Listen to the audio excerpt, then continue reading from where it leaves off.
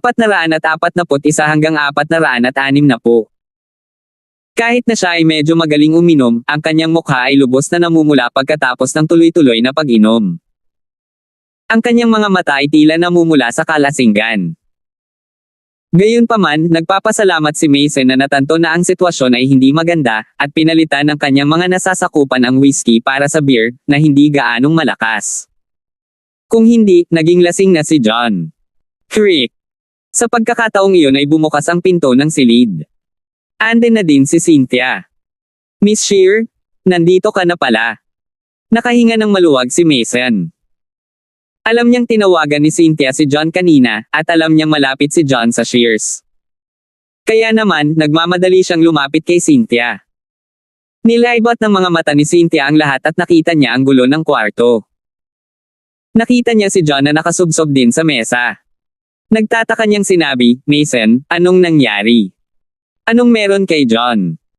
Hindi ko alam ang specifics, pero alam ko na parang hindi maganda ang mood ni Mr. Walker. Kinaladkad niya ako para uminom kasama niya nang karating siya rito, at hindi siya tumitigil sa pag-inom. May mapait na ngiti si Mason habang ipinapaliwanag niya ang lahat. Sige, naiintindihan ko. Dapat mong harapin ang iyong mga bagay sa ngayon. Ipaubaya mo sa akin si John, hindi ko siya hahayaang magpatuloy sa pag-inom. Baka sa mukha ni Cynthia ang hindi siguradong ekspresyon. Hindi niya mahulaan ang nangyari kay John para mawalan siya ng kontrol ng ganoon. Oo, sige, pag-amin ni Mason bago niya pinalabas ang lahat ng kanyang mga subordinates sa silid. Bago siya umalis, hindi niya nakalimutang isara ang pinto sa likod niya para walang makaistorbo kay John. Ilang saglit lang ay naiwan na ang silid kasama sina John at Cynthia. Lumapit si Cynthia kay John at marahang tinapik si John, John, gumising ka. Anong nangyari sa'yo? Stacy, huwag mo akong iwan. Bulong ni John sa kanyang kalasingan. Pagkatapos noon, inabot niya at hinawakan ang malambot na kamay ni Cynthia.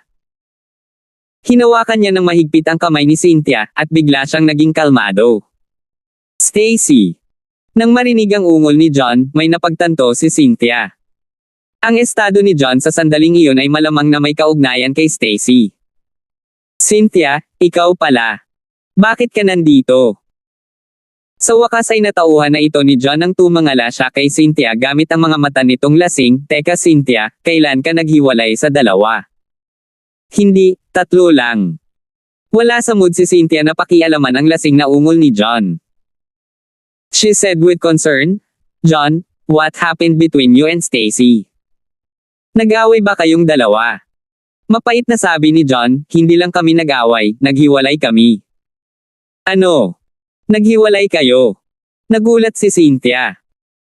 Kahit na nahulaan na niya na kamag-anak ang estado ni John kay Stacy, hindi niya akalain na maghihiwalay silang dalawa. Hindi yun ang mahalagang bahagi. Ang mahalagang bahagi ay ang matagal niyang kinikimkim na damdamin para kay John. Dahil gusto ni John si Stacy noon, ayaw niyang maging third party. Kaya, pinilit niyang ibaon ang kanyang nararamdaman. Pero, simula nang maghiwalay sina John at Stacy, hindi ba nangangahulugan iyon na nagkaroon siya ng pagkakataon? Ang galing! Tuwang-tuwa si Cynthia. Maliwanag ang ngiti sa kanyang mukha. Malaki. 442. Natigilan si John habang hindi makapaniwalang nakatingin kay Cynthia. Dahil na rin siguro sa kalasinggan niya ay medyo mabagal ang reaksyon niya, hindi niya maintindihan ang ibig sabihin ni Cynthia. Hindi yun ang ibig kong sabihin, namula si Cynthia, na pagtantong hindi nararapat ang kanyang sinabi. Mabilis niyang iniba ang topic, John, okay lang kayong dalawa. Bakit bigla kayong naghiwalay? Ganito, mamantong hininga si John. Siya ay hindi kapani-paniwalang bigo sa sandaling iyon at kailangan niya ng kausap. Kaya, sinabi niya kay Cynthia ang lahat ng nangyari. Sobra naman ang mag-ama. Tinulungan mo ang kanilang pamilya sa panapanahon, ngunit sa huli ay binayaran kanila ng ganito. Kasuklam-suklam. Iba rin si Stacy. Kahit na nakikita ko na ang iyong moral na karakter ay palaging napakatuwid. Walang paraan na ikaw ay isang taong makulimlim at kasuklam-suklam. Gayunpaman, bilang iyong kasintahan, hindi lamang siya nagtiwala sa iyo, pinaghihinalaan ka pa niyang pinagnanasan ang kanilang pera. Anong biro? Galit na sabi ni Cynthia na ipinahayag ang kawalan ng katarungan ng lahat ng ito. Hindi ko rin maintindihan kung bakit masyadong hindi ako pinagkakatiwalaan ni Stacy. Nasaktan si John. Kung ikukumpara sa kung gaano siya sinisiraan ni na Gilbert at Elder Young, mas nasaktan siya sa kawalan ng tiwala ni Stacy. John, huwag kang malungkot. Sa sobrang galing mo, maraming babae ang nagkakagusto sa'yo. Maaaring hindi ka pinapahalagahan ni Stacy, ngunit iyon ang kanyang pagkawala. Hindi ka dapat malungkot ng ganoon, pag-aaliw ni Cynthia. Maraming babae ang nagkakagusto sa akin. Nagdududa ako. Hindi ako kasing ganda ng sinasabi mo. Natigilan si John, medyo nalilito. Siya ay isang ulila, at pinagtatawanan at pinagmamasdan mula pa noong siya ay bata pa. Dati, iniiwasan siya ng mga babae saan man siya magpunta. Paanong may magkagusto sa kanya?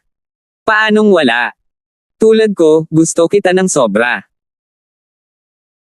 Mula nang muntik ka nang mawala ng buhay para iligtas ako pagkatapos kong kumain ng napakaraming energy nurturing pills, nalaman ko na kahit papaano nahulog ako sa iyo, nakakuyom ang ngipin ni Cynthia habang inilalabas ang kanyang nararamdaman.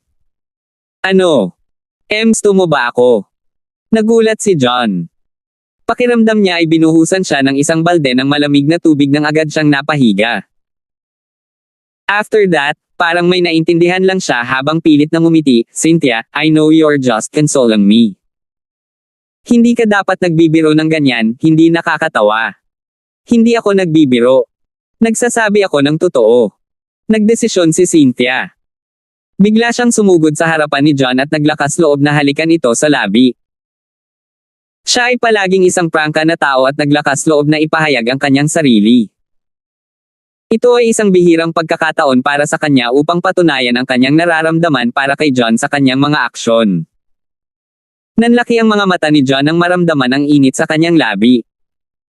Nang mapagtanto niya kung ano ang nangyayari, siya ay agad na tumalon, ganap na nahimasmasan. Cynthia, ikaw? Hindi makapaniwalang tumingin si John kay Cynthia. Tuluyan na siyang natulala. John, sigurado akong alam mong hindi ako nagsisinungaling sa iyo ngayon. Gusto kita. Basta payag ka, pwede kitang maging girlfriend, nahihiyang sabi ni Cynthia. Mabilis na tumibok ang kanyang puso, nag-aalalang itakwil siya ni John. Paano ako? Sabi ni John. He always treated Cynthia as a good friend, and never saw Cynthia in that light.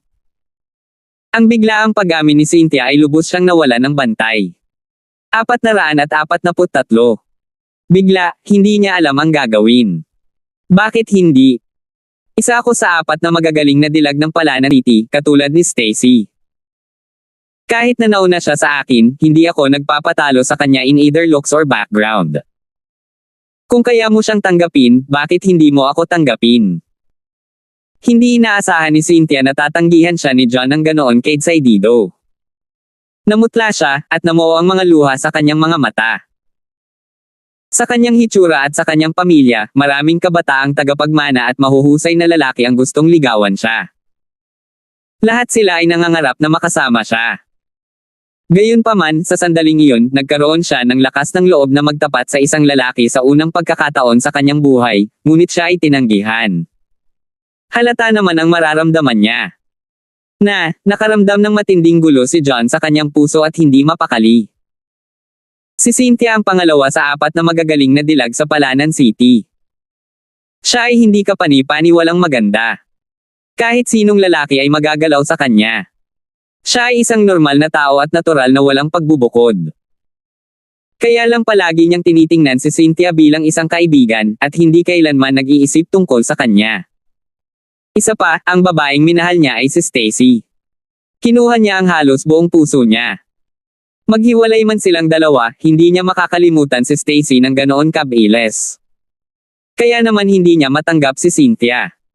John, dapat alam na alam mo ito. Tapos na sa pagitan niyo ni Stacy. Hindi mo mapipilit ang mga bagay pagdating sa damdamin. Sobrang hindi ka nagtitiwala ni Stacy dahil hindi ka niya mahal. Walang dahilan para pilitin mo. Higit pa rito, ang nakaraan ay nakaraan na. Pakiramdam ko ay dapat kang sumubok ng bago at magsimula ng bagong buhay. Sabi ni Cynthia na hindi sumusuko habang sinusubukang tanggapin ni John ang kanyang nararamdaman. Naiintindihan ko naman, kakabreak ko lang ni Stacy. Hindi ko pa rin siya makakalimutan, mapait na sabi ni John. Alam niyang tama si Cynthia. Hindi na mababago ang breakup nila ni Stacy. Maliban na lang kung malalagpasan niya ang mga kabataan at mapatunayang inosente siya, hindi niya maibabalik si Stacy. Gayunpaman, napakadali bang lampasan ang mga yang. Kahit na nagsimulang magpakita si Cynthia ng ilang malinaw na resulta, ang tunay na pag-akyat sa taas ng Yangs ay aabutin ng hindi bababa sa 1 o 2 taon, kung hindi higit pa. Baka kasal na si Stacy noon. Isa pa, masakit sa kanya ang kawalan ng tiwala ni Stacy sa kanya. Hindi niya alam kung dapat niyang subukan ang lahat para mabawi si Stacy o kung dapat niyang pakinggan si Cynthia, kalimutan si Stacy at magsimula ng bagong buhay. Ayos lang, kaya kung maghintay. Maghihintay ako hanggang sa makalimutan mo siya. Napangiti si Cynthia. Kahit tanggap na ni John ang nararamdaman niya, hindi na niya ito tinanggihan. Pinasaya siya nito. Naniniwala siya na kaya niyang palitan si Stacy sa puso ni John basta magtiyaga siya. Kung gayon, ikaw ang bahala. Napabuntong hininga si John, tumigil doon. Pagkatapos ng ginawa ni Cynthia, nakita niyang mas gumanda ang kanyang kalooban. Sa sandaling iyon, kailangan niyang mabilis na lumayo sa anino ng dalamhati. Kung hindi, baka maligaw siya dito. 444. Siya naman at si Stacy, pag-uusapan niya ito pagkatapos niyang linisin ang pangalan niya. Masyado pang maaga para isipin niya iyon. Tama iyan. Saan ka nakatira ngayon, John?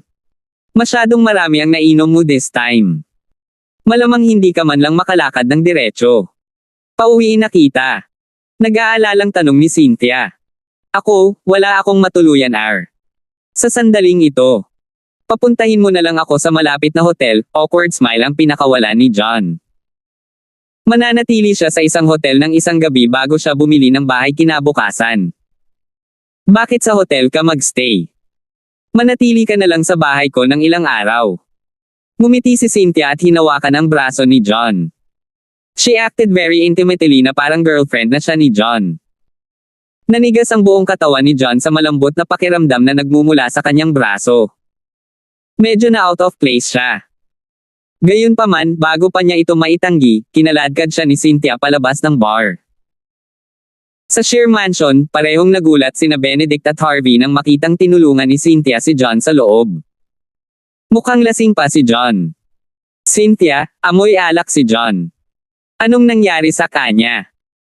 Naku, may nangyari sa kanya na hindi masaya, kaya hindi sinasadyang uminom siya ng sobra, simpleng paliwanag ni Cynthia, casual na sinisilip iyon. Tapos ikaw at siya. May kakaiba sa mukha ni Benedict nang makita niya kung gaano kalapit ang pagkakahawak ni Cynthia sa braso ni John. Namula si Cynthia habang mabilis na umatras, lolo, walang matuluyan si John sa ngayon. Gusto kong hayaan siyang manati sa amin ng ilang araw. Masyadong madaming nainom si John. Pagkalabas ng bar ay mas napunta sa ulo niya ang alak. Ang kanyang ulo ay ganap na maulap. Gayunpaman, nang makita niya sina Harvey at Benedict, medyo natahimik siya. Elder Shear, pasensya na sa abala sa iyo. Ngumiti si John ng nahihiyang. Nagplano siyang magstay sa isang hotel for the night, pero pinilit siya ni Cynthia. Alam niyang mabuti ang ibig sabihin ni Cynthia kaya tinanggap niya ito. Ayos lang, benefactor ka namin, kaya hindi ka outsider. Hindi mo kailangang maging magalang sa amin. Maaari mong makita ang lugar na ito bilang iyong sariling tahanan. Feel free to stay as long as you want, nakangiting sabi ni Benedict bago niya sinama ng makahulugang tingin ang apo. Maghahanda ako ng kwarto para kay John. Namula ang mukha ni Cynthia habang nagmamadaling hinayla si John. Matapos ayusin ang kwarto, si Cynthia ay malamayan na tinulungan si John na makaakyat sa kama. Palagi siyang pinaglilingkuran mula pa noong bata pa siya, at ito ang unang pagkakataon niyang tumulong sa sinumang ganoon. Gayunpaman, lubos niyang handang gawin ito para kay John at nakaramdam pa nga siya ng kasiyahang gawin ito. Lasing na si John. Mabilis siyang nakatulog sa pangangalaga ni Cynthia. Pagkatapos ng lahat ay tinawag na ni Benedict si Cynthia sa mismong labas ng kwarto ni John. May kailangan ka ba sa akin? Dumating si Cynthia sa main hall kasama si Benedict. Cynthia, ano bang nangyayari sa inyo ni John? Gusto ba siya? Napaisip si Benedict. Oo, simula nung niligtas niya ako that time, I found myself falling for him. Tumango si Cynthia na namumula. 445. Sa kanyang prangka na personalidad, wala siyang nakitang dahilan para itago ang anuman sa kanyang lolo. Nagpasya siyang sabihin sa kanya ang buong katotohanan. So ayan na. Nahulaan man ito ni Benedict, medyo nagulat pa rin siya nang marinig mismo ng apo. Lolo, tututulan mo ba akong makasama si John? Tanong ni Cynthia na may halong pag-aalala. Alam niyang ulila si John na walang pamilya. Ang pinakapangunahing dahilan sa likod ng paghihiwalay ni John kay Stacy ay dahil hindi magkatugma ang pinagmula ng kanilang pamilya. Ang Shears ay isa sa 4 na dakilang pamilya sa Palanan City tulad ng mga Young. Siya ay nag-aalala na ang kanyang lolo ay magkakaroon ng katulad na opinyon kay John. Ayaw niyang sumunod sa yapik ni Stacy. Salungatin ito. Bakit ko ito tututulan? Na-curious si Benedict. Ulila na si John. Wala siyang magandang pamilya. Hindi ka ba matutuwa dyan? Nag-aalalang sabi ni Cynthia. Hindi mahalaga ang background pagdating sa mga bayani. Napakahusay ni John, at nakatulong siya sa aming pamilya. Napakabuting tao din niya. I would be incredibly happy if you end up with him. Bakit ko ito tututulan? Ngumiti si Benedict. Ang mga Shears ang pinakahamak na pamilya sa 4 na dakilang pamilya. Si Benedict ay medyo walang malasakit sa katanyagan at kayamanan. Iba ang paraan ng pag-iisip niya kumpara sa ibang pamilya. Hindi man ganoon kakaya si John, hindi niya ito tututulan hanggat gusto siya ni Cynthia. Talaga. Ikaw ang pinakamahusay. Tuwang-tuwa si Cynthia nang tumalon siya sa mga bisig ni Benedict. Nakahinga siya ng maluwag. Sa Dragon Bay Villas, nakita ni Luisa na masama ang pakiramdam ni Stacy at nagtatakang nagtanong, Stacy, anong nangyari sa iyo? Mukhang hindi ka masaya. Sinong nagpagalit sa'yo? Wala lang, medyo bad mood lang ako. Umiling si Stacy, sobrang sama ng pakiramdam. Ang mga damdamin ay isang bagay sa isa't isa. Matagal niyang kasama si John, at totoo ang nararamdaman niya para kay John. Hindi lang si John ang nasaktan sa magkahiwalay na landas nilang dalawa.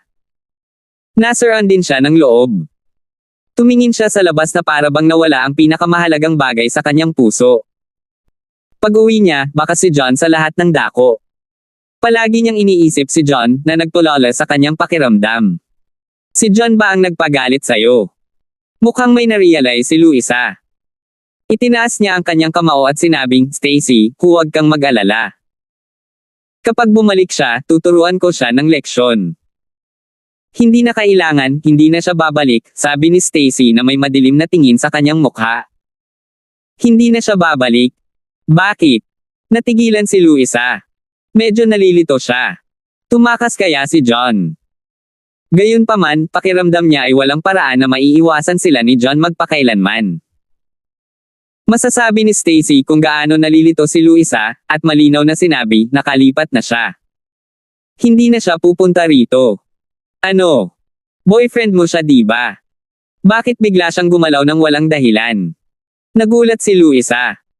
Siya ang nagbigay ng pagkakataon kay John na magtapat kay Stacy. Mas kilala niya ang iba ng makasama ni John si Stacy. Hindi niya ito maintindihan. Kakasimula pa lang nilang mag-date kaya dapat ay sobrang passionate. Bakit biglang umalis si John ng walang dahilan? 446. Mahirap paniwalaan iyon. Break na tayong dalawa. Sabi ni Stacy habang umaktong kalmado. Gayunpaman, nakaramdam siya ng kaunting pagkawala. Naghiwalay kayo. Bakit? Natigilan si Luisa. Pagkatapos noon, sa wakas ay may naintindihan siya. Hinampis niya ang kamay sa mesa at galit na sinabi, Stacy, may ginawa ba siyang hindi mapapatawad? Sinaktan ka ba niya? Huwag kang mag-alala, hahanapin ko siya ngayon at bibigyan ka ng hustisya. hindi ito tulad ng iniisip mo, sabi ni Stacy. Kung gayon ano ang eksaktong nangyari? Nag-aalalang sabi ni Luisa. Hindi niya moari kung ano ang nangyari sa pagitan ni Stacy at John. Ayos lang, wala itong kinalaman sa iyo. You should stop trying to interfere, mamantong hininga si Stacy at sinabi. Alam niyang magulo si Luisa. Siya ay nasa isang masamang mood. Ayaw niyang dagdagan pa ito ni Luisa. Hindi ko hahayaan na lang. Kung hindi mo sasabihin, tatawagan ko si John ngayon din. Gusto ko siyang tanungin kung anong nangyari. Sabi ni Luisa sabay kuha ng phone niya para tawagan si John. Luisa, mangyaring huwag gumawa ng anumang gulo. Pakiramdam ni Stacy ay walang magawa. Hindi niya nakayanan ang patuloy na pagtatanong ni Luisa, kaya nasabi niya kay Luisa ang nangyari. Matapos pakinggan ang lahat, natigilan si Luisa. Stacy, sinasabi mo na si John ang nag-ayos ng pagkidnap sa'yo that time. Niligawan ka lang niya. Dahil gusto niya ang kayamanan ng pamilya. Hindi makapaniwalang tanong ni Luisa, iniisip kung mali ba ang narinig niya. Oo, dapat ganoon, tumanggo si Stacy. Hindi, imposible yon. Hindi man ganoon katagal na kilala si John, alam na alam ko ang ugali niya. Siya ay medyo mabuting tao. Walang paraan na siya ay kasing sama ng sinasabi mo. Matigas na sabi ni Luisa. Noong una, nagalit siya dahil akala niya sinaktan ni John si Stacy, ngunit sa wakas ay naunawaan niya na si John ang tunay na biktima. Bakit hindi pwede? I remember that you kept on saying na may masama siyang intensyon nung una mo siyang makilala. Bakit biglang nagbago ang isip mo? Napansin ito ni Stacy na kakaiba. Noon iyon, ngayon na. Stacy, isipin mo na lang. Ang tagal mo nang kasama ni John. May ginawa ba siyang masama sa'yo? Kung tungkol sa kanya na gusto ang kapalaran ng pamilya, mas kalokohan iyon. Saying that, Luisa paused before she added, I saw the descending tiger, Mason be very respectful to him. Dati. Maging ang mga shears na sina Harvey at Cynthia ay malapit sa kanya. Kung siya ay isang taong naghahangad ng katanyagan at kayamanan, maaari na lang siyang sumama sa mga shears. Bakit kailangan niyang magsikap na mapalapit sa iyo? Hindi ba't sobra-sobra na? Sabi ni Luisa. Hindi nakaimik si Stacy.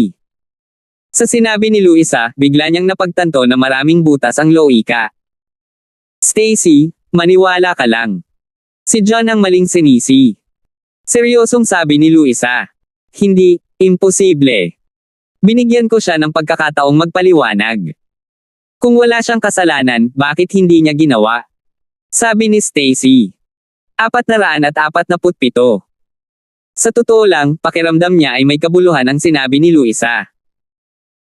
Gayunpaman, ang pagkakasala ni John at ang katotohanan na pinatay niya ang sinumang saksi ay isang hindi maikakaila na katotohanan.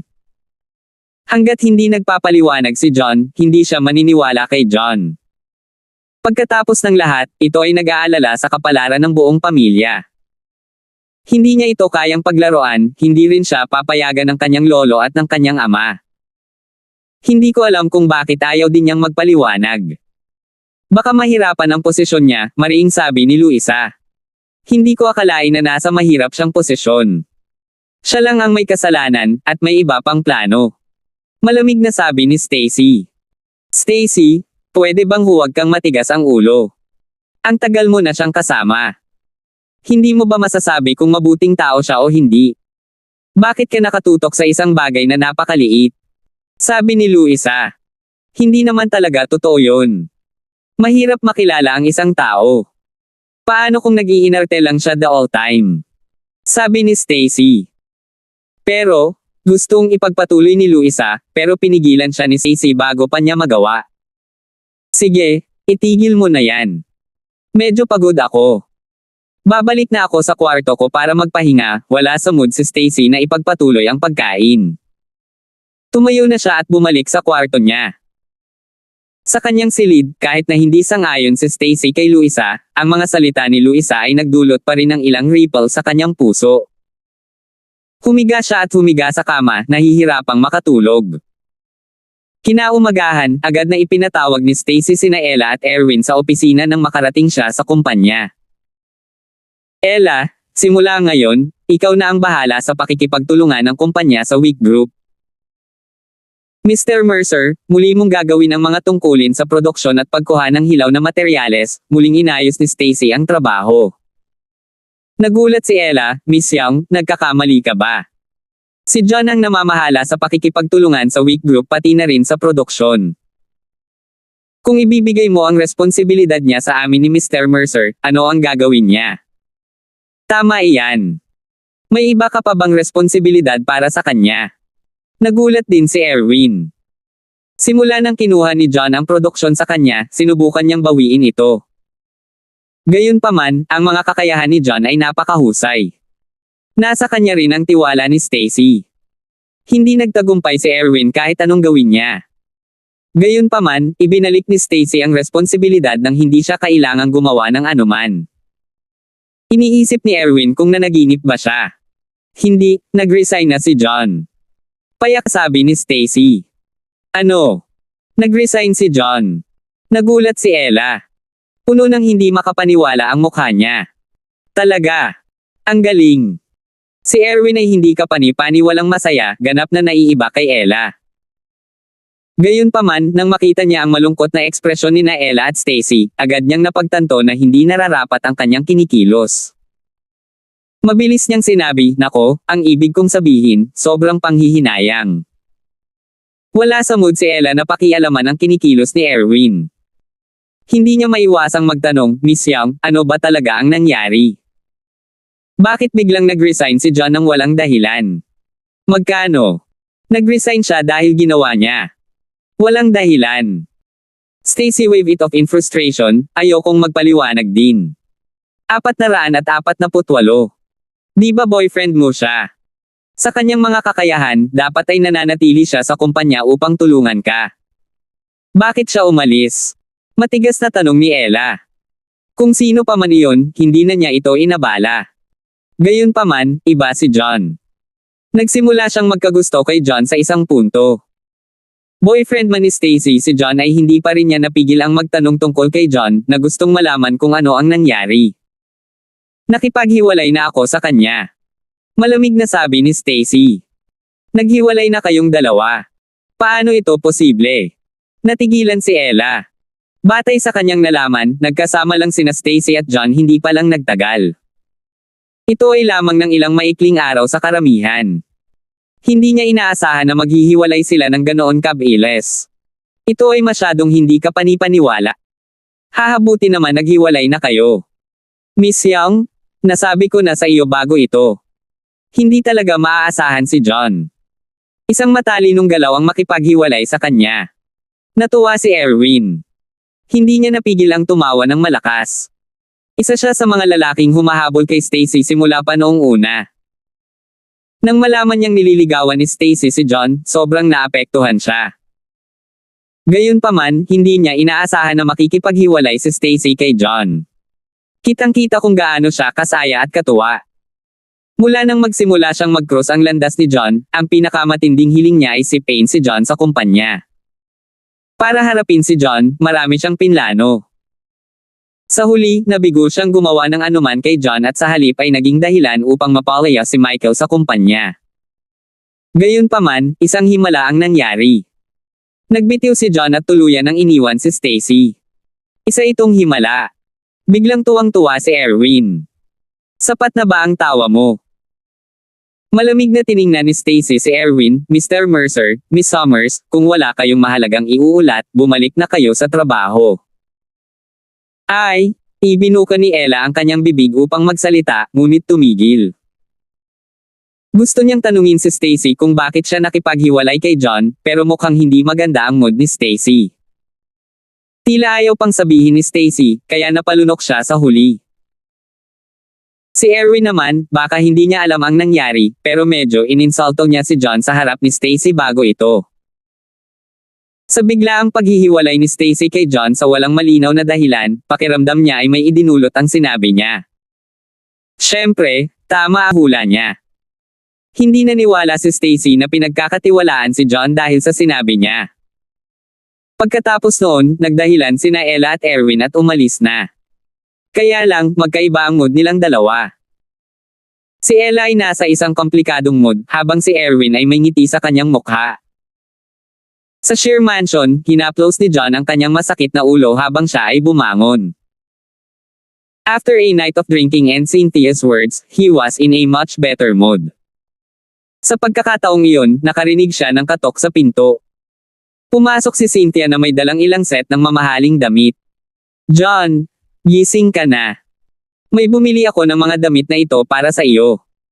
Bilasan mo at isuot mo na, inilapag ni Cynthia ang mga damit sa mesa. 449. Oh, sige, ngumiti si John. Iniisip kung paano nagtapat sa kanya si Cynthia noong nakaraang gabi, medyo nakaramdam siya ng awkward. At saka, dahil umalis ka na sa elegante, makakabalik na yata ang shadow chairman sa kumpanya natin. Napangiti si Cynthia. Oo, sasama ako sa iyo sa kumpanya, tumango si John. Para manatili sa tabi ni Stacy, napilitan siyang iwan ang Saitayon Group kay Cynthia. Gayunpaman, nakipaghiwalay na siya kay Stacy at iniwan si Elegante. Hindi na kailangang ipagpatuloy ang pag-iiwan ng mga bagay kay Cynthia. Tama, Cynthia, may importante ka bang kausapin noong pumunta ka sa bar para makita ako kagabi? Hindi maiwasang magtanong ni John nang maalala ang kagabi. Parang ganito iyan. Walang sapat na energy nurturing pills para matugunan ang pangangailangan sa Palanan City. Marami sa mga pangunahing pamilya ang naghihintay na bilhin ang pangalawang batch. Bumili kami ng isang batch ng mga materyales ng madalian sa nakalipas na mga araw. Kailan mo balak pinuhin ang pangalawang batch? Simpleng sabi ni Cynthia. Oh, maghintay pa tayo ng ilang araw. Sabi ni John. Ang paggawa ng mga table tas ay nangangailangan ng maraming bagay upang maging maayos. Para sa kapakanan ng paggawa ng iba't ibang mga table tas sa huling pagkakataon, ang espiritual na enerhiya ng mga bundok sa likod ng Shears Mansion ay halos maubos. Hindi siya makapag-set up ng energy convergence circle. Pagkatapos ng ilang araw, ang espiritual na enerhiya doon ay dapat na mapunan. Pagkatapos, makakagawa siya ng malaking halaga ng energy nurturing pills. Sige, susundin namin ang sasabihin mo. Then I'll let you familiarize yourself with the company's tasks in the next few days, matamis na ngumiti si Cynthia. Kahit hindi niya alam kung bakit binalak ni John na maghintay ng ilang araw, nagtiwala pa rin siya kay John. Kailangang may dahilan si John para sabihin iyon. Hindi niya pagdudahan si John gaya ng ginawa ni Stacy. Sa Saitayon Group, hinatid ni Cynthia si John sa kumpanya. Pagtingin sa kahangahangang gusali sa kanyang harapan, hinagpis ni John sa kanyang puso. Siya ay isang walang kwentang basura na kinikilala ng publiko hindi pa matagal na ang nakalipas. Gayunpaman, sa sandaling iyon, mayroon na siyang kumpanyang milyon-milyon ang halaga. Iramdam niya na nananaginip siya. Ito ay peak hour sa sandaling iyon, at walang katapusang daloy ng mga empleyado na pumapasok sa kumpanya. Nang lumitaw sina Cynthia at John, mabilis na nagkagulo ang mga tao. Hello, Miss Shear. Magandang umaga, Miss Shear. Medyo marami sa mga empleyado ang bumati kay Cynthia. Ang mga lalaking empleyado ay lalong magalang. Tumingin sila kay Cynthia ng may paghanga at paggalang. Gayunpaman, mabilis na napawi ang kanilang mga ngiti nang makita si John sa likod ni Cynthia. Kinilala si Cynthia bilang pangalawang nangungunang kagandahan sa Palanan City. Isa siyang diyosa sa puso ng maraming lalaki. Lahat ng lalaking empleyado sa kumpanya ay nangarap kay Cynthia. Gayunpaman, magkasama sina Cynthia at John, at mukhang malapit sila. Hindi napigilan ng ilan sa mga lalaking empleyado ang sarili na kunan ng tingin si John ng selos at inggit. Nagtaka sila kung sino si John para maging malapit kay Cynthia. Mukhang nasabi ni Cynthia na lahat ay curious din kay John. Gayunpaman, hindi niya ipinakilala si John sa lahat. Walang nakakaalam na si John ang chairman ng Saitayon Group. John, sumama ka sa akin, nakangiting bati ni Cynthia, dinala si John sa kanyang opisina. 450. Sino ang lalaking iyon? Siya kaya ang boyfriend ni Miss Shear? Siguradong hindi. Si Miss Shear ay isa sa 4 na pinakamagandang babae sa Palanan City at siya pa nga ang hiyas ng Shears. Kung sino siya, malamang na kumalat na sa buong Palanan City ang pagkakaroon niya ng boyfriend. Hindi pa namin narinig ang tungkol dito dati. Oo, tama iyan. Sa tingin ko ang taong iyon ay marahil ang bagong katulong o sekretarya ni Miss Shear. Sa pagtingin kay John at Cynthia na dahan-daang umalis, lahat ay nagsimulang mag-usap tungkol dito. Sa huli, marami sa kanila ang nag-isip na si John ay bagong katulong o sekretarya lang ni Cynthia, kaya mas kalmado sila. Sa opisina ng presidente, pinalipat ni Cynthia ang ilang empleyado ng isang mesa, pinaupo si John sa tabi niya. Magkadikit ang upuan nilang dalawa kaya mas madaling magtrabaho sa isa't isa. Nang makaalis na ang mga empleyado, tanging sina John at Cynthia na lang ang naiwan sa opisina. Cynthia, magayos ka na lang ng private office para sa akin. Bakit mo kami pinaupo? Curious na tanong ni John. Siya ang chairman ng kumpanya, kung tutuusin. Si Cynthia ang presidente. Silang dalawa ang nasa tuktok ng kumpanya, at dapat silang dalawa ay may sariling opisina. Ito ay isang bagay na napakasimple. Di ba sinabi ko na sayo bago ito? Tutulungan kitang maging pamilyar sa mga gawain ng kumpanya sa susunod na mga araw. It'd be more convenient if you work with me, isang nakakaakit ng ngiti ang pinakawala ni Cynthia. Sa totoo lang, bahagi lang iyon. Gusto niyang gamitin ang pagkakataong mapalapit kay John at magkaroon ng higit na pagpapalagayang loob. Kaya nga, may napagtanto si John, hindi niya alam ang aktwal na mga plano ni Cynthia.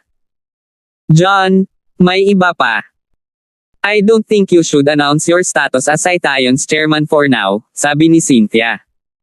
Bakit? Curious si John.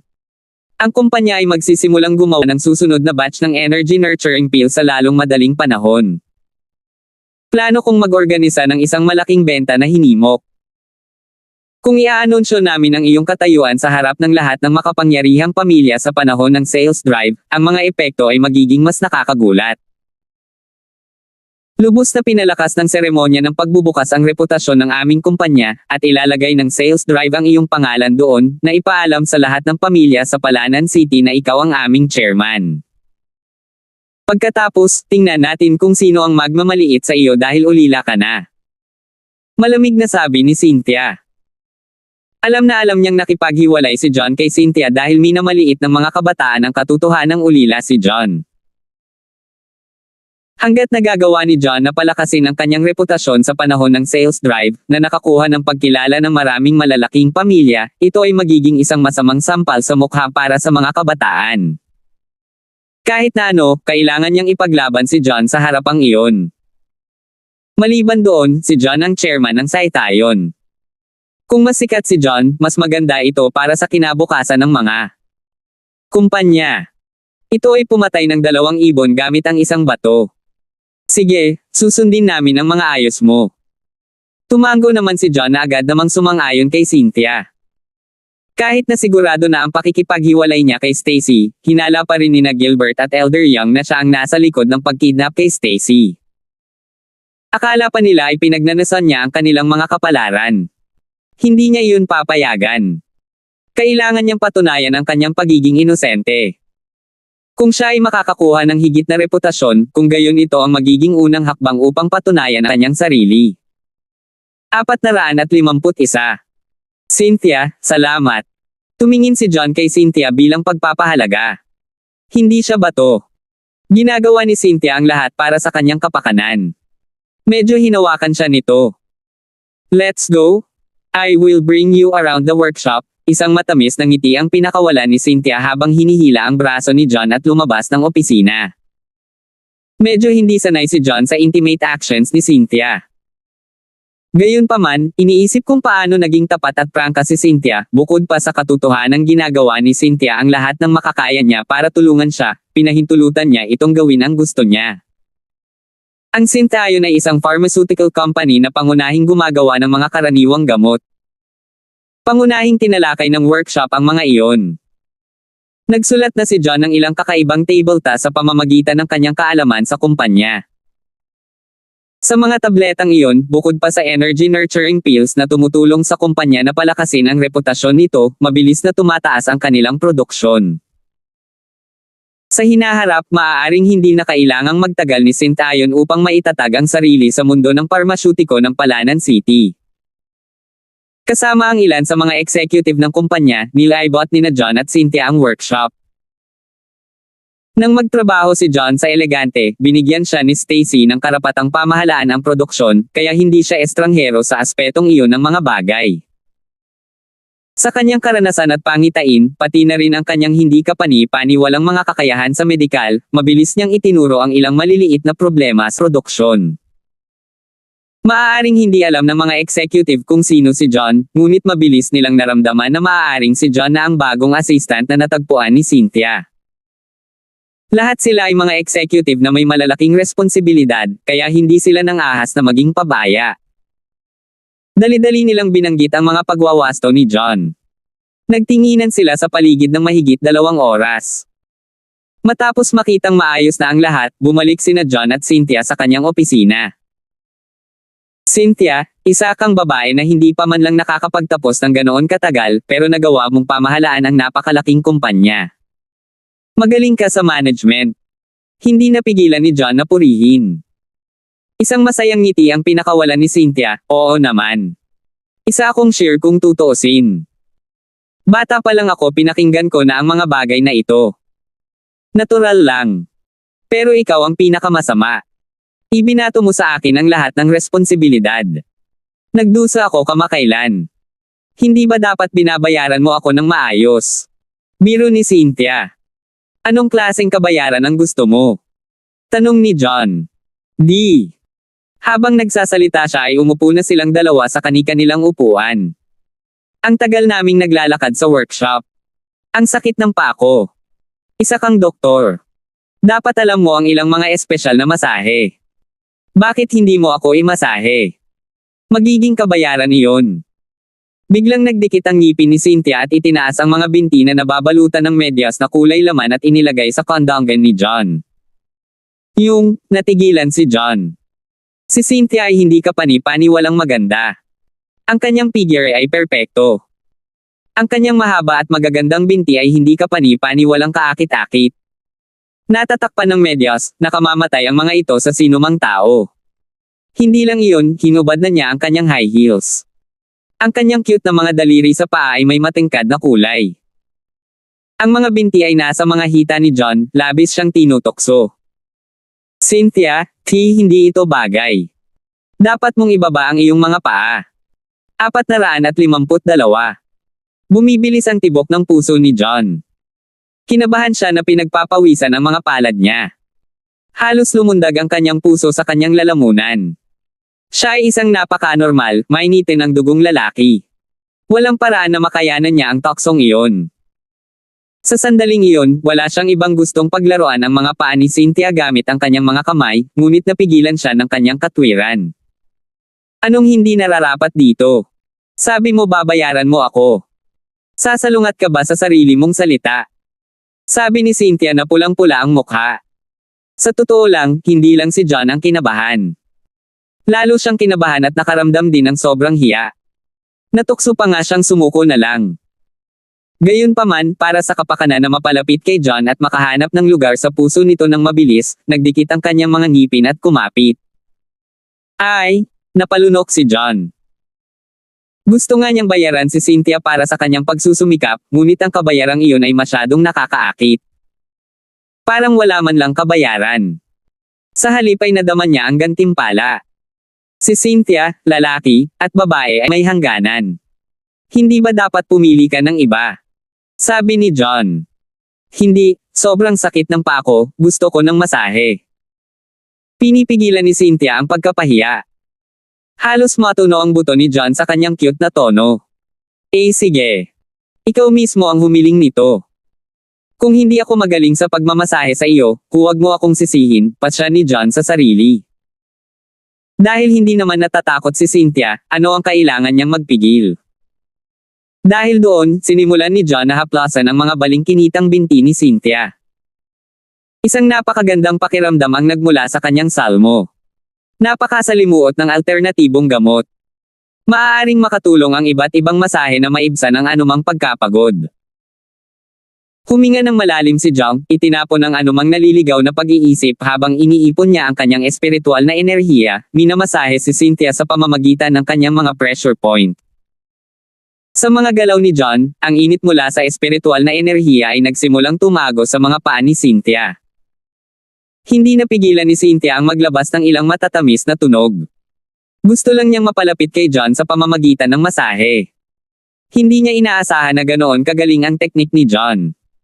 Ang kanyang lakas ay perpekto at naramdaman niya ang kanyang mga paa na nagsisimulang mag-relax. Ang kanyang katawan ay hindi kailanman nakaramdam ng ganoon kay ginhawa. Cynthia, huwag kang maingay na makakaistorbo sa akin, hindi napigilan ni John na kiligin. Ginawa niya ang lahat para pakalmayan ang sarili, ngunit masyadong mapang-akit ang boses ni Cynthia. Naapektuhan nito ang puso niya. Gaano man kalakas ang kanyang paghahangad, walang paraan na hindi siya maapektuhan. Masyadong komportable. Hindi ako nakapagpigil. Focus lang sa pagmamasahe. Ano ang mali sa paggawa ko ng ilang mga tunog? Tanong ni Cynthia. Yung, hindi nakaimik si John. Siguradong hindi niya masasabi kay Cynthia na tinutokso siya. John, may isa pang paa. Tulungan mo akong imasahe ito, ipinatong ni Cynthia ang kabilang paa niya sa kandanggan ni John. Ang dalawang binti ay mukhang hindi kapani-pani walang mapang-akit na nakabalot sa medyas. Sige, nahihirapang sabi ni John. Pilit niyang inayos ang sarili habang patuloy na minamasahe si Cynthia. 453. Patuloy sa paggawa ng ingay si Cynthia. Parang sesabog ang isip ni John. Pakiramdam niya ay mababaliw na siya. Sa mga tunog na nagmumula kay Cynthia at sa mga sensasyong nagmumula sa kanyang mga kamay, naramdaman niyang natutokso ang kanyang puso. Bigla siyang nakaramdam ng sobrang init ng dugo. Siya ay tinukso ng hindi makapaniwala. Sa sandaling iyon, isang singsing ang maririnig. Agad na bumalik si John sa realidad. Dumating ang tawag sa teleponong iyon sa tamang oras. Agad na ipinatong ni John ang mga paa ni Cynthia sa sahig bago niya sinagot ang telepono. Nang si John ay tapos na sa tawag, hindi naiwasang itanong ni Cynthia sa kanya, John, sino iyon? Oh, si Fane pala. Kailangan niya ang tulong ko. Maikling paliwanag ni John, Cynthia, pupunta ako para tingnan kung ano ang kailangan niya. Ipaubaya ko na ang kumpanya sa iyo. Hindi ka patapos sa masahe, malungkot na sabi ni Cynthia. Pambihirang pagkakataon iyon para mapalapit kay John. Siyempre, hindi siya papayag na makitang umalis si John sa gitna nito. Gayunpaman, alam niyang medyo pala kaibigan din si John kay Fane. Nang nasa tirahan na sila ni Xander, sinaktan ni Fane sina Anson at Jacob para sa kapakanan ni John. Walang paraan na tumanggi si John na tulungan si Fane sa sandaling iyon. Bakit hindi natin gawin ito? May utang ka sa akin ng masahe sa ngayon. Sa susunod, pwede mo na ituloy yan, mungkahi ni Cynthia sa gitna. Kung gayon, pag-usapan natin iyan sa hinaharap, sabi ni John na masakit ang ulo. Hindi siya pumayag pero hindi rin siya tumanggi. Kung tutuusin, napaka-tempting ng masahe na iyon. Nahirapan siyang tumayo, kaya hindi siya naglakas loob na pumayag ng ganoon kadali. Hindi man lang naisip ni Cynthia. Kumilos siya nang sumang-ayon si John, at nagpakawala ng isang masayang ngiti. Gatlang M. Sa Blue Moon Bar. Pagdating ni John, nakita niya sina Fane at Mason sa isang kwarto. Nagbatian ng magkabilang gilid bago umupo. Mr. Poole, may kailangan ka ba sa akin? Diretsong tanong ni John. Hayaan mo akong magpaliwanag. Mr. Walker, ganyan po. Sinabi ni Mason kay John ang lahat. Mula nang mapilayan si Xander ni John, nakuha ni Mason ang pagkakataong makuha ang maraming lumang teritoryo ni Xander. Gayunpaman, si Xander ay isang taong kasama ng Northern King. Hindi na lang hinayaan ng Northern King na lumunin ni Mason ang teritoryo ni Xander. Sa huling 2 araw, nagpadala siya ng iba't ibang eksperto upang sugpuin si Mason, sinusubukang makuha si Mason na ibalik ang mga teritoryong iyon. Siyempre, hindi payag si Mason. Pinlano niyang humingi ng tulong kay John, ngunit naramdaman niyang hindi bahagi ng underworld si John, kaya hindi nararapat. Sa huli, pinag-isipan niya ito ng husto at nagpasyang humingi ng tulong sa Haring Timog. Upang makakuha ng tulong ni Vincent, agad siyang pumayag na bigyan si Vincent ng 20% ng kanyang mga kinikita sa susunod na 2 taon. Walang paraan na ang Southern King ay tumayo na lang at panoorin si Mason na binubuli pa rin.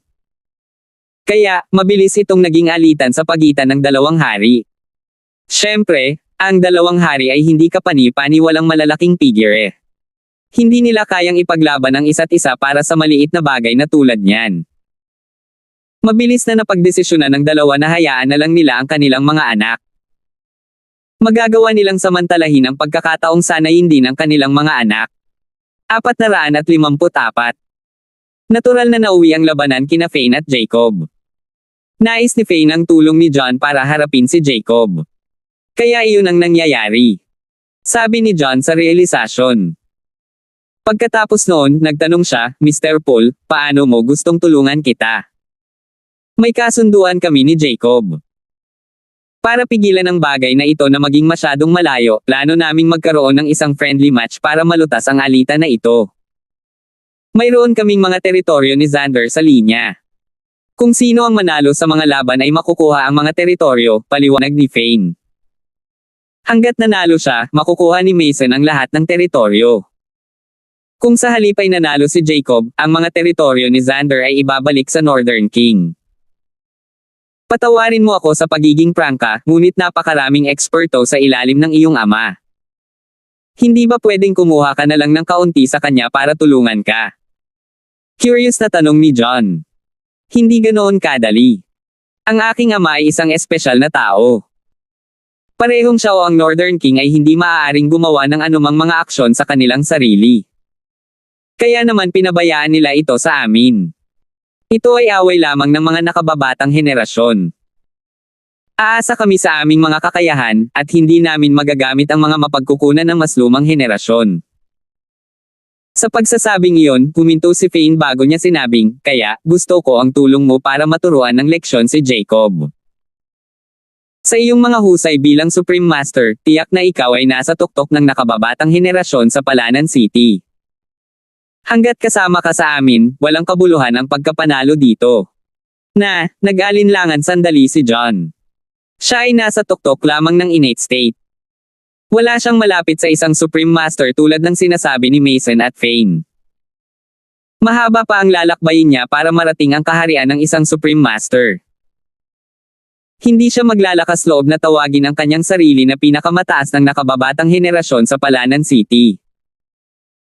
Gayunpaman, nalaman niyang medyo malayo pa si Jacob sa peak innate state noong nasa tirahan sila ni Xander last time. Hindi dapat maging mahirap para sa kanya ang pakikitungo kay Jacob. Kaya lang hindi siya bahagi ng underworld sa huli. Medyo hindi nararapat para sa kanya na makibahagi dito. Mr. Walker, alam ko na hindi ito ang pinakamahusay para sa iyo na masangkot dito, ngunit hindi lamang ito tungkol sa mga teritoryo ni Mason. May kinalaman din ito sa dignidad ng aking ama. Kung hindi ko ito mapapanalo, maaapektuhan ang reputasyon ng tatay ko. Ngumiti ng mapait si Fane. Ang kanyang mga kasanayan ay palaging mababa sa karaniwan pagdating sa mga kaparehong edad at antas na gaya niya. Medyo natawa siya, at panay ang tulak sa kanya pababa ni Jacob dahil doon. Kung natalo siya ulit sa pagkakataong ito, magiging biro siya. Mr. Walker, ibinuka ni Mason ang kanyang bibig ngunit tumigil doon. May kaugnayan ito sa kanyang mga kita, kaya natural siyang umaasa na tutulong si John. Gayunpaman, hindi rin niya nais na ilagay si John sa isang mahirap na lugar. Sige, papayag ako, mabilis na pagsang-ayon ni John. Nagkaroon siya ng disenteng relasyon kay Fane. Noong nakaraan, ginawang kaaway ni Fane sina Jacob at Anson para sa kanyang kapakanan. Subordinate din niya si Mason. Walang paraan para tanggihan niya ito. Kung tungkol sa pagiging lubad sa underworld, sasaktan lang niya ang Northern King. Nagkaroon na rin siya ng conflicts kay Jacob. Ito ay hindi malaking bagay. Ang galing. 455. Mr. Walker, ang tournament ay mamayang gabi. Kapag kasama ka, mananalo kami. Excited na sabi ni Fane. Mukha siyang hindi kapani-pani walang masaya. Pagkatapos noon, kinausap ni Fane si John tungkol sa laban. Nang malapit na ang oras, iilan sa kanila ang nagmaneho papunta sa venue. Nasa isang resort sila sa labas ng lungsod. Isa ito sa mga ari-arian sa ilalim ng Southern King. Para sa laban, naalis na ni Fane ang lugar. Wala silang ginagawang negosyo sa sandaling ito. Pagdating ni Fane at John, may iba't ibang luxury cars at sports cars na sa paligid. May mga Maybach, BMW, Jaguar, at iba pa. Ang mga kotse ay mas marangya kaysa sa huli. Puno ito ng mga tao sa paligid nila. Karamihan sa kanila ay mga kabataang lalaki at babae ng mataas na lipunan sa Palanan City. Ang ilan sa kanila ay maging mabubuting kaibigan at tagasunod ni Fane, lahat ay naroon upang pasayahin siya. May ilang kalaban din ng Pulse na nandoon para pagtawanan siya. Gayunpaman, pagdating sa ilan sa mga tunay na makapangyarihang pamilya, kabilang ang mga mula sa 4 na malalaking pamilya tulad nina Anson at Theodore, ang sitwasyon ay ganap na hindi nila napansin. Wala sila doon. Pagbaba ni Fane ng sasakyan, medyo marami na ang sumugod sa kanya para batiin. Lumingalinga si John at nakitang isa sa kanila ay si Horson. Ang iba sa kanila ay mga kabataang lalaki at babae na nasa edad 20. Malamang lahat sila ay mga anak lamang ng mayayamang pamilya. Pagkatapos ng pagbati, isang medyo mataba na binata na kasing edad ni Fane ang nagtanong, "Fane, nakita mo na ba si Snow sa paligid? Hindi ba siya darating?" Natigilan si Fane, "Ate. Bakit siya nandito? Napakahalaga ng laban na ito. Ang mga kasanayan ni Snow ay nasa antas ni Jacob. Siya lang ang makakapantay niya. Kung wala siya, paano tayo mananalo?" Huminto doon ang matambok na lalaki. Alam ng lahat sa bilog na ang mga kakayahan ni Fane ay hindi ang pinakamahusay. Kung ikukumpara kay Jacob, isang hakbang siya. Hindi niya akalain na matatalo ni Fane si Jacob. "Huwag kang mag-alala, inimbitahan ko si Mr. Walker para doon. Kasama niya rito, hindi makakapagdulot ng anumang alon si Jacob." Isang masayang ngiti ang pinakawala ni Fane habang nakaturo kay John, nagbibigay ng ilang simpleng pagpapakilala. Pagkatapos ng pagpapakilala ni Fane, nalaman ni John na ang matambok na lalaki ay si Landry Lewis. Siya ay malapit na kamag-anak sa Pulse, at siya ay isang mabuting pagkabata kaibigan ng Fane. Sila ay masyadong malapit. "Mr. Walker. Bakit hindi ko narinig ang tungkol sa mga lobo noon?" Mukhang nagdududa si Landry. Yung iba naman sobrang curious din. Kahit sa mga pamilyang hindi kasing yaman, walang nakarinig tungkol kay John. Lahat ay may kakaibang reaksyon dito, hindi mahuhulaan kung bakit nakahanap si Fane ng isang walang pangalan na tao para tumulong. Sa sandaling iyon, isang pulang Ferrari ang narinig mula sa malayo. Lumapit ang sasakyan, at huminto ito ng maganda sa harap ni Fane. Bumukas ang pinto at nakitang lumabas ang dalawang mahahabang paa, nakakaakit ng ilang tingin. 456. Ito ay isang hindi kapani-paniwalang magandang babae na mga 28 taong gulang. Siya ay may isang matangkad at kaakit na figure, at nakasuot ng isang pares ng mga nakaistilong shade. Nakasuot siya ng buong itim na damit na yamakap sa kanyang figure, na nagpapatingkad sa kanyang malademonyong figure.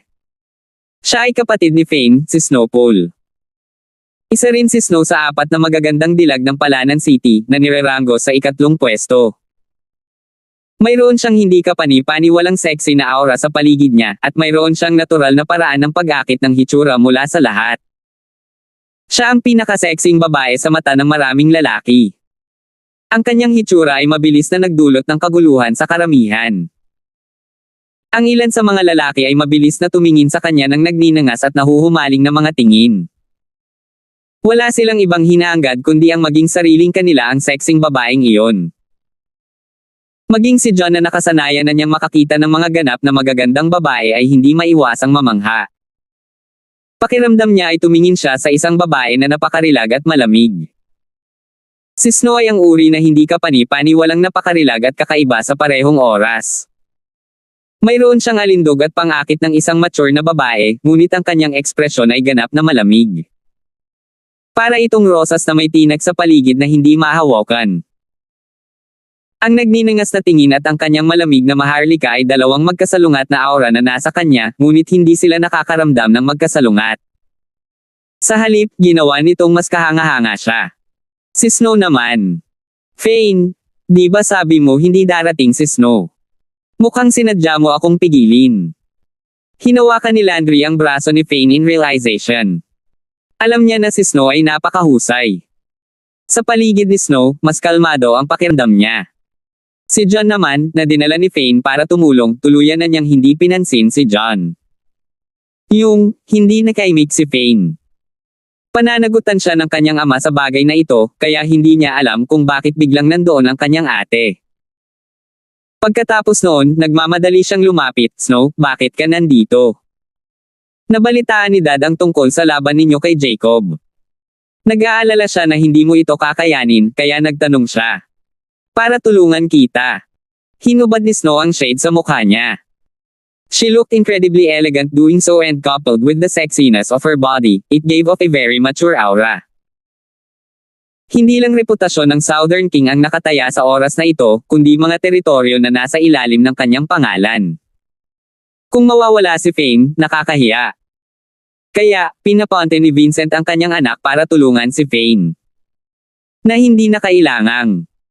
Nakakuha na ako ng tulong ng isang napakahusay na dalubhasa. Magiging maayos din ang lahat. Paniniguro ni Fane. Mayroon kang isang dalubhasang eksperto. Nasaan ang taong iyon? Bakit hindi ko siya nakikita? Nagulat si Snow. Nilaibot ng kanyang tingin sina John, Landry, at ang iba pa, ngunit wala siyang nakitang kahit sinong tila malakas. Itong taong ito. Snow, ipapakilala kita. Ito ay si John Walker. Mr. Walker, this is my sister. Snow, tinuro ni Fane si John at gumawa ng ilang maikling pagpapakilala. Miss Poole, hello. Nakangiting bati ni Con. Mr. Walker. Hindi pa. Niloko. Snow forward ng kahit sinong ganyan. Fane, medyo bata ka pa. Maaaring ikaw ay habang tinitingnan niya si John ng malamig na tingin. 457. Nagdulot ito ng kaunting awkward kay John at Fane. Snow, huwag kang magsalita ng kalokohan. Si John ay isang Supreme Master. Kaya lang, low profile lang siya kaya wala masyadong nakarinig sa kanya, nagmamadaling paliwanag ni Fane. Ano? Isa siyang Supreme Master. Paano ito posible? Nagulat si Snow. Mabilis niyang nilinggan muli si John, at masigurado siyang scammer si John. Ang bilog ng martial arts sa Palanan City ay hindi partikular na malaki. Sa mga kabataan, ang dalawang pinakamagaling na karakter ay sina Harvey at Anson. Bata pa si John. Kung isa siyang Supreme Master, masikat pa siya sa kanilang dalawa. Walang paraan na siya ay hindi kilala. Tama, imposible iyon. Nagulat din si Landry at ang iba pa. Pareho sila ng iniisip ni Snow. Wala sa kanila ang nakadama na si John ay maaaring maging Supreme Master. Ito ay hindi makatotohanan sa lahat. Miss Poole, totoo ang sinabi ni Mr. Poole. Tinitiyak ko sa iyo, si Mr. Walker ay isang Supreme Master. Sabi ni Mason. Tumahimik ka. Masasabi ko kung ano ang totoo o hindi. Wala kang masasabi dito. Sinaman ang tingin ni Snow si Mason. Yan, tumahimik si Mason. Naglakad pasulong si Horsen upang subukang magsabi rin ng kung ano, ngunit mabilis niyang nilunok pabalik ang kanyang mga salita nang makita niya ang nangyari kay Mason, ayaw niyang sumunod. Snow, si Mr. Walker ay isang Supreme Master. Nakita ko ito para sa aking sarili. Bakit ayaw mong maniwala? Giit ni Fane. Madali lang para sa akin na maniwala. Hilingin lamang sa kanya na ipakita sa amin ang kanyang tunay na lakas. Gusto kong malaman kung kailan lumitaw ang isang Supreme Master sa mga kabataan ng Palanan City. Sabi ni Snow habang malamig na nakatitig kay John. Mr. Walker, hindi naniniwala ang kapatid ko sa kakayahan mo. Bakit hindi mo ipakita sa kanya? Excited na sabi ni Fane. Natigilan si John. Siya ay hindi kailanman nasa antas ng isang Supreme Master. Pagdating sa martial arts, nasa late acquired state lang siya. Kung ipinakita niya ang kanyang totoong lakas, pagtatawanan lang siya. Mr. Poole, sa totoo lang, nagkakamali kayo ni Mason.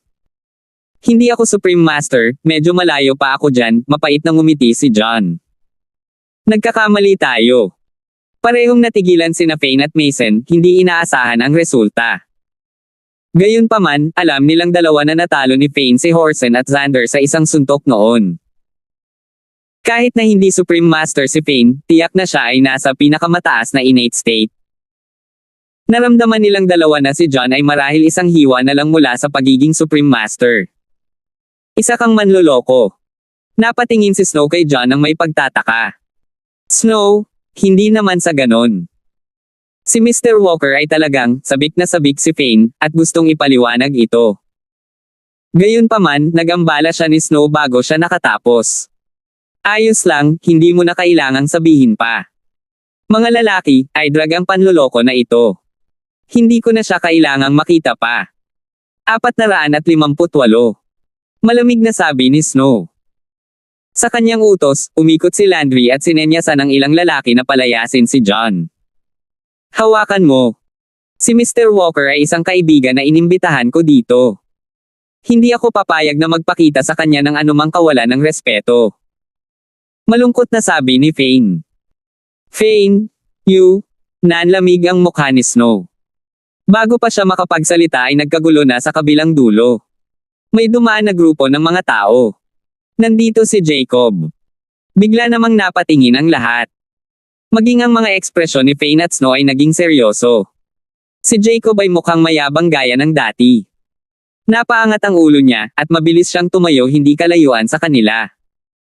Ay, iniisip ko kung sino iyon. Kung hindi Snowpool. Napatingin agad si Jacob kay Snow. Ang kanyang mga mata ay tumigil sa magandang mukha at napakarilag na figure ni Snow sa loob ng ilang sandali habang ang hitsura ng kasakiman ay sumilay sa kanyang mga mata. Jacob, tingnan mo kung saan ka tumitingin. Baka kunin ko lang yung eyeballs mo. Sigaw ni Snow. Haha, natatakot ako na wala kang kakayahan para dyan. Tumawa si Jacob. Nagtawanan din ang mga kampanya. Jacob, huwag kang masyadong mayabang. Nandito ngayon si Mr. Walker. Tiyak na ang ating tagumpay. Malamig na sabi ni Fane. John, ikaw pala. Sa wakas ay napagtanto ni Jacob na si John ay nasa tabi ni Fane. Mabilis na lumungkot ang kanyang ekspresyon at ang kanyang ngiti. Nawala. Sa wakas ay nagkita na ang dalawang magkaaway. Noong nasa tirahan na sila ni Xander, nahulog siya kay John at kinailangan niyang umamin ng pagkatalo bago siya umalis. Iyon ang naging pinakamalaking kahihiyan na naranasan niya. Nang makitang muli si John, hindi siya magiging masaya. Jacob, hindi ako makapaniwalang magkikita tayong muli ng ganoon kaga. Mukhang nakatakdang magkita ang mga kalaban, mahinahong sabi ni John. Saglit na natauhan si Jacob. Fane, nandito ba si John para tulungan ka? Tama iyan.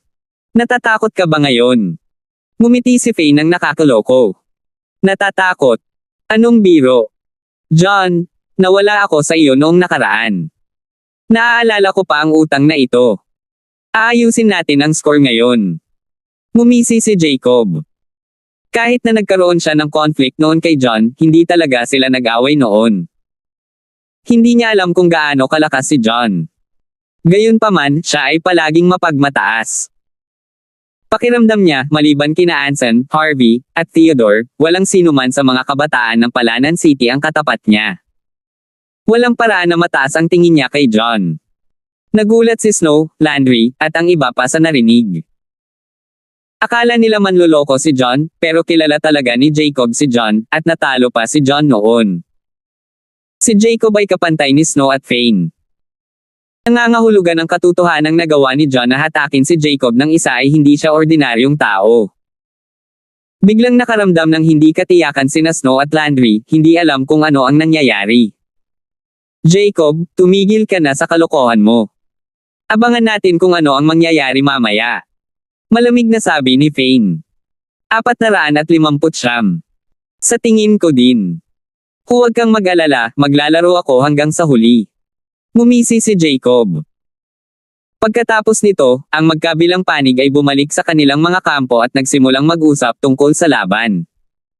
Napakasimple ng laban. Magpapadala ang magkabilang panig ng 5 kalahok pa isa-isa. Ang mananalo ay patuloy na mananatili, habang ang natalo ay kailangang umalis. Magpapatuloy ito hanggang sa ganap na maalis ang isang panig. Pinagsama-sama ni Fane ang lahat, hayaan mo akong ayusin ang 5 na sasali. Na hindi na kailangang. Ako na ang bahala sa lahat simula ngayon. Mariing sabi ni Snow. Pagkatapos noon, mabilis siyang nag-ayos. Ang dalawang gwardya ni Fane ay lalaban sa unang 2 round, at si Mason ay lalaban sa ikatlo, at si Horson sa ika-4. Siya ang pinakamalakas, kaya siya ang magiging trump card sa dulo. Paano mo nagagawa iyan? Paano si Mr. Walker? Nagulat si Fane, at agad itong tinutulan. Ano ang silbi ng pandaraya labanan? Aakyat ba siya at ipahiya tayo? Malamig na sabi ni Snow. Kahit na itinuring niya si John sa isang mas mahusay na liwanag pagkatapos ng mga salita ni Jacob, si John ay isang manluloko pa rin. Nagpakita na siya ng labis na kabaitan kay Fane sa pamamagitan ng hindi paglayas kay John. Paano niya hinayaang lumaban si John? Snow, hindi ko maipaliwanag sa iyo ang mga bagay ni Mr. Walker sa ngayon, ngunit inilagay ako ni tatay sa pamamahala sa laban na ito. Inimbitahan nito si Mr. Walker dito, kailangan mong hayaan siyang lumaban. Mariing sabi ni Fane. Isa kang tanga. Galit na galit si Snow, hindi maintindihan kung bakit mataas ang tingin ng kapatid sa scammer na iyon.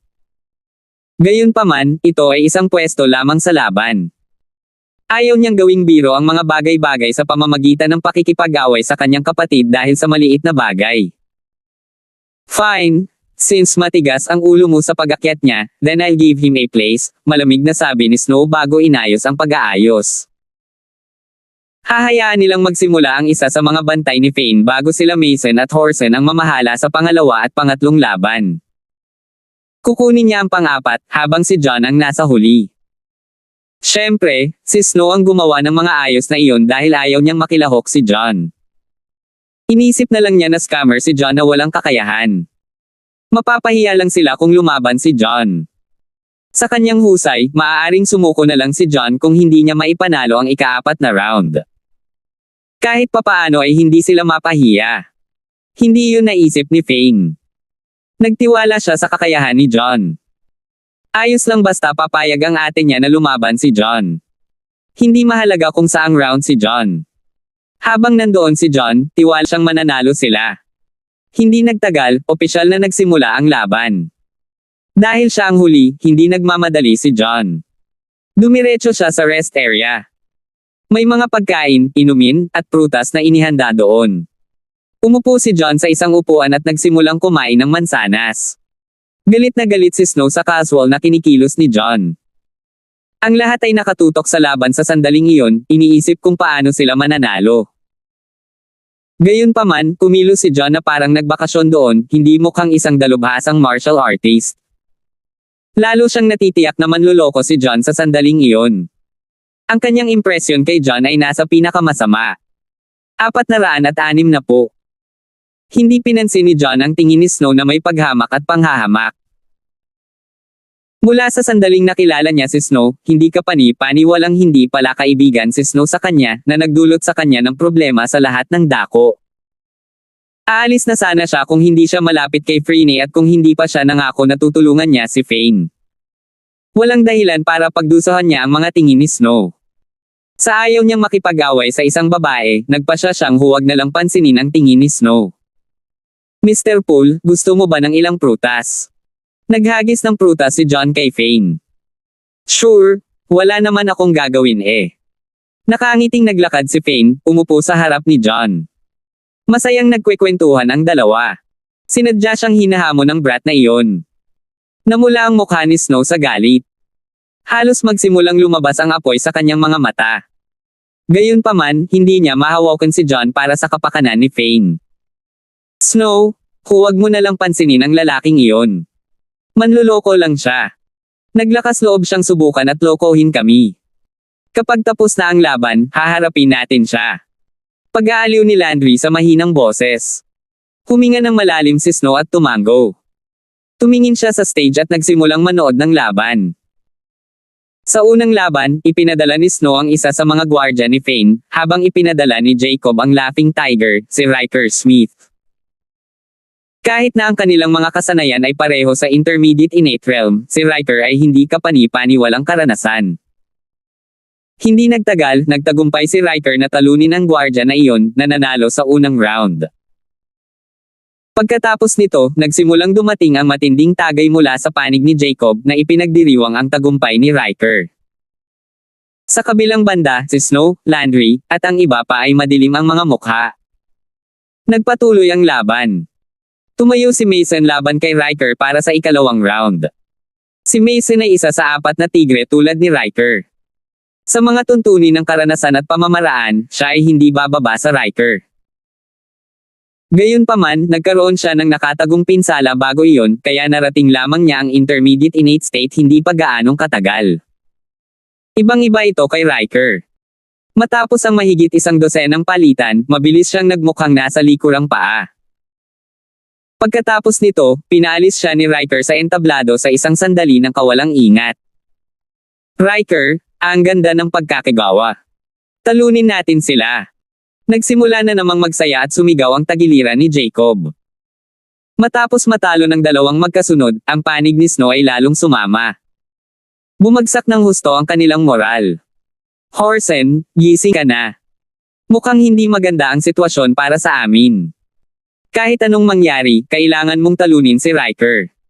Sinabi ni Snow sa pamamagitan ng nakapikit na mga ngipin na nakakaramdam ng hindi kapani-paniwalang pagkabigo. Oo, susubukan ko ang aking makakaya, sabi ni Horsen.